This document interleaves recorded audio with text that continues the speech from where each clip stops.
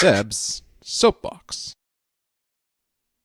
Hi, and welcome to episode 2 of Seb's Soapbox, where I talk about things that are adjacent to this as hell, expanding on the Soapbox segment, and just going into a little bit more detail of, what I said on Monday.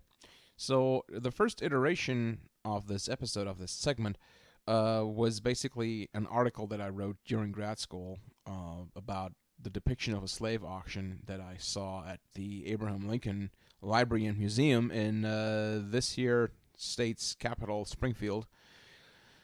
And the display there showed ghoulish figures ripping a black enslaved family apart. And that made me wonder if that was really the best way to think about America's past misdeeds.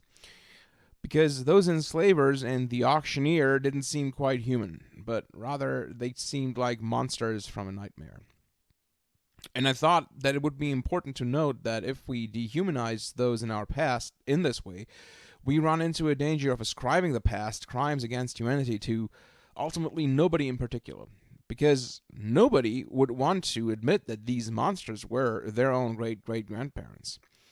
And a similar process is happening in Germany right now, where an outsized part of the population firmly believes that their own family surely must have been resisting the murderous Nazi regime. While the actual number of resistance was much, much smaller. It's like a third of the population in Germany believes that their grandparents actually were hiding Jews from the Nazis, while and helping Jewish people escape and were resisting. While actually the number is more like 0.3% of the population were resistors who helped. It's a pretty ridiculous divergence in numbers, but that's kind of proving my point there. And that then led to me thinking about Nazis and the lessons that they can teach us. Not as in literal teachers, because I surely do not want Waffen-SS Gunther to teach us lessons about skull shapes and what eye color says about one's personality. But I wanted to talk about what the Nazis can teach us about people. Because that is what they were. They were people. And I want all of you to understand that we need to humanize them. We need to remember that they were of us, like us. But I do not want to do that because I want anybody to sympathize with them. I am arguing against the dehumanization of those among us guilty of inhuman thought and action. And this is something of a harsh history lesson, and one that often gets forgotten or just even misunderstood. Thinking of people like the Nazis or the Klan or Ted Cruz or what have you, Nickelback, or I don't know, Yoko Ono if you're particularly misogynist. If you think of people like that as monsters, as inhuman in any way, that makes things too easy. Because people are complicated and capable of doing horrible things, capable of seemingly inhuman thought and action. But portraying them and thinking of them as outside of humanity obscures this. Because evil deeds are not committed by monsters, they are committed by people. And like their many, many victims, the Nazis were just that. People, human beings like you and me, and thinking of them as inhuman obscures the true gravity of their crimes more than this kind of thought actually reveals. And this is what philosopher Hannah Arendt was talking about when she wrote about the banality of evil in Eichmann at Jerusalem. The Nazis, just like many of the people today committed to inhuman thought and action, were people. Small, boringly ordinary men and women who first gave in to being seduced by a powerful and dangerous ideology, and then they allowed this ideology to seduce them further into the committing and the assistance with, or at least the tacit agreement to inhuman acts. But the important lesson here is that none of these things made them inherently any less human than you and me. I want you to understand that I do not want anybody to have sympathies with the poor Nazis. After all, they were just human.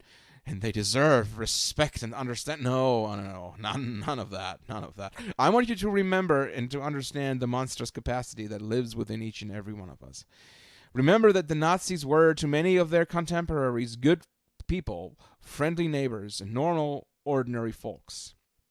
Denying them their humanity lets them off the hook too easily.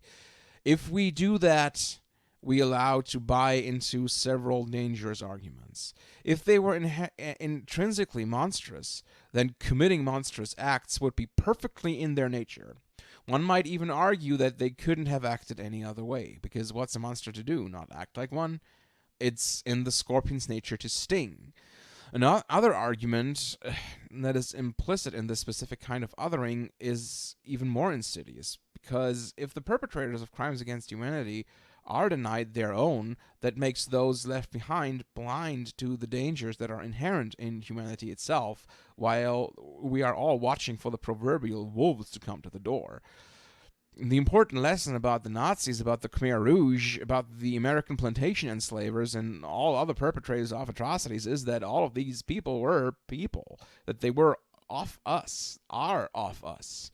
And why is this important to remember? Because if we deny those committed to ideologies that lead to atrocities their humanity, then we are making them more than human. We deny responsibility. If only monsters are capable of monstrosities, then all of us are safe as long as we cannot see any actual monsters around. But we're not. We're not safe. It was not inhuman monsters that appeared from somewhere beyond our world and murdered 6 million Jews in literal corpse factories built for solely that one purpose across Eastern Europe. It was not inhuman creatures from hell who enslaved 13 million people from the African continent in a quest for profit. That was people, humans, ancestors, relatives, grandparents, aunts, uncles, sons, and daughters. And by accepting this, by embracing this harsh, ugly truth about ourselves, we can make the world safer.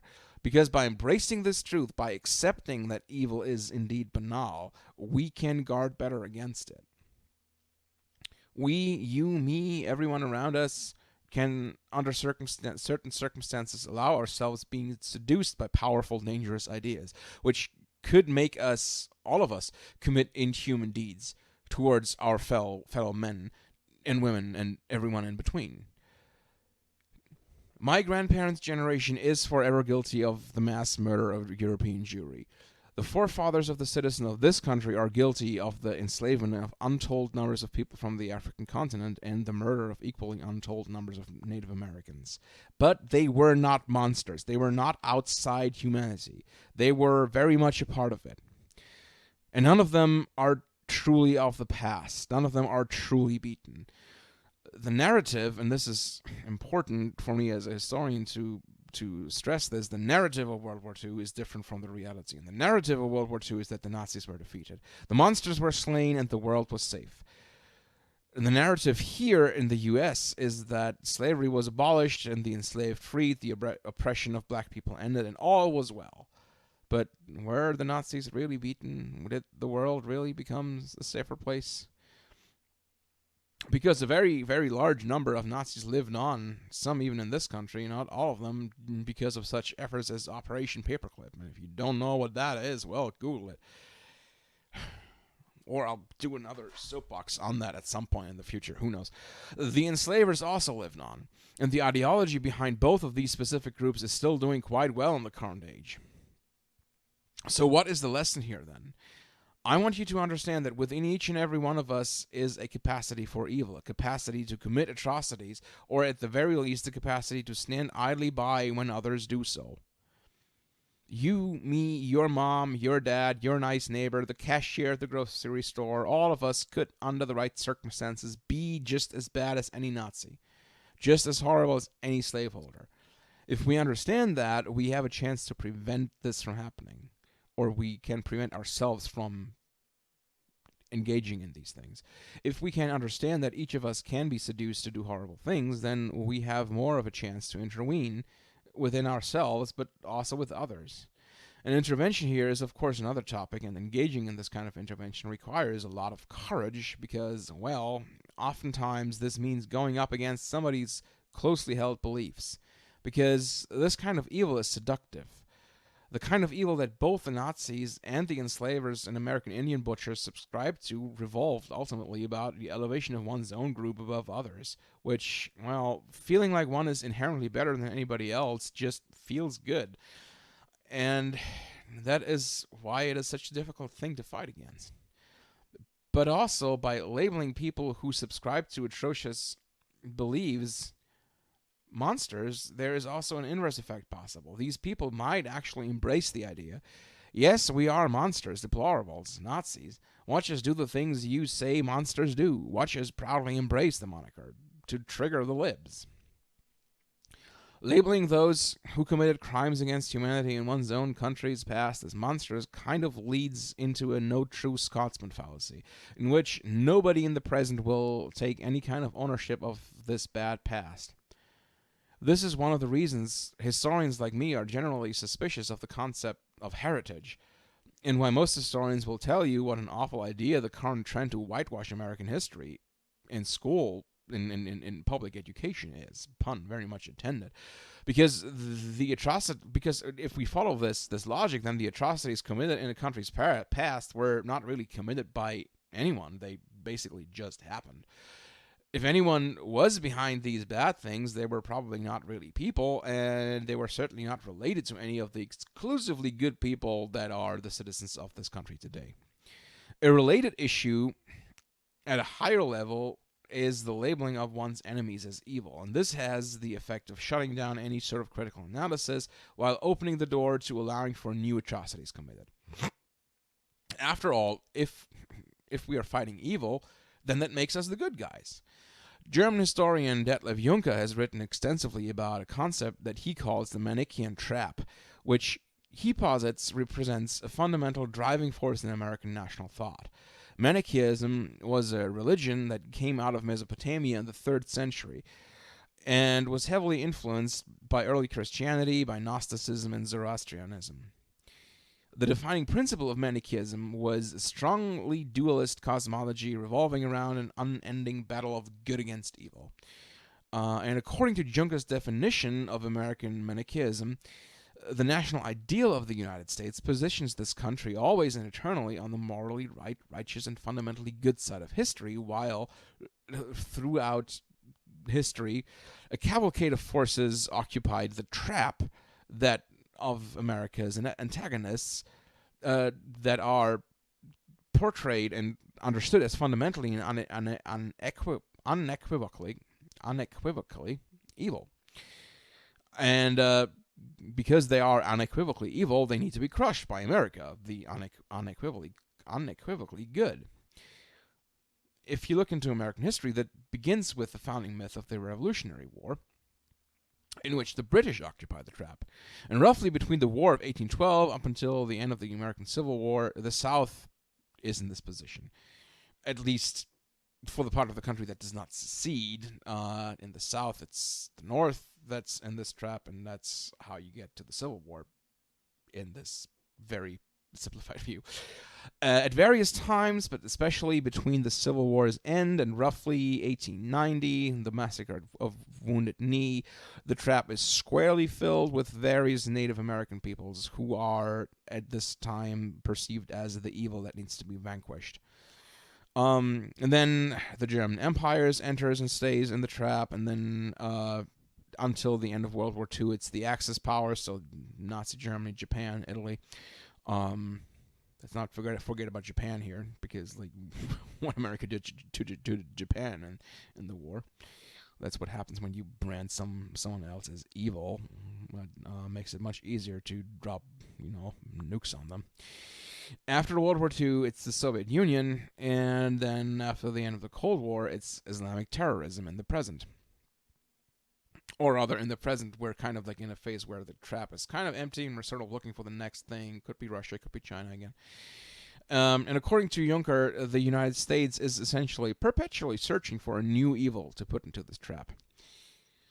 And this is a deeply ingrained issue in American foreign policy, in the way that Americans regard their own country in the world. And increasingly, this black and white, absolute good versus absolute evil worldview is also impacting American domestic politics. This is, of course, not helped by this country's by this country having a two-party system, in which adherents to one party will almost inevitably see themselves as the good guys, and the opposition, well, is increasingly as the evil guys. And that, of course, is just wishful thinking, because after all, both parties are pretty awful in their own rights. Yes, I will obviously concede that one of the two is much scarier and much more awful than the other, but nonetheless, reality is that both parties are basically just different shades of gray rather than black and white. But even people like Mitch McConnell and Ted Cruz are people at the end of the day, no matter what awful things they stand for. But there is a danger here, too, in demonizing the other side. Because do I think that the American right is evil? What does that even mean? I believe the American right wing stands for a lot of truly horrifying ideas, and that they will stop at nothing to gain power. And that is a position I find dangerous and wrong, and many of the issues these people stand and campaign for are issues that I personally find even despicable. But again, if I call these things evil and therefore believe that the people who cheer for them are evil, if I believe that Donald Trump is a monster, then I am missing the bigger picture. Because we people, we humans, we contain multitudes. We are very much all fraught with self-contradictions, and all of us are. And being human ultimately means to thread the needle of those self-contradictions. A Nazi might operate a gas chamber on one day and then go home and hug his children the next. An enslaver might have his human property whipped bloody one day and then next day be a loving husband to his wife. A die-hard American right-winger might one day bomb an abortion clinic and the next day be a good friend to someone in need. And just to reiterate, I'm not trying to elicit sympathy here. I'm not just trying to say that I'm trying to say that several things are very much true at the same time about people. The Nazis and the people who enabled them had their motives, reasons, goals, and aspirations that were born out of their moment in time. And the same was no doubt true for those invested in America's peculiar institution of slavery. And the same is true about the American far right. None of the people making up any of these groups were or are monsters, and none of the people in these groups are ultimately inherently evil. At least in the case of the Nazis and the case of the American far right, there are certain social, cultural, and political contexts that can explain why the societal backing of these awful but very human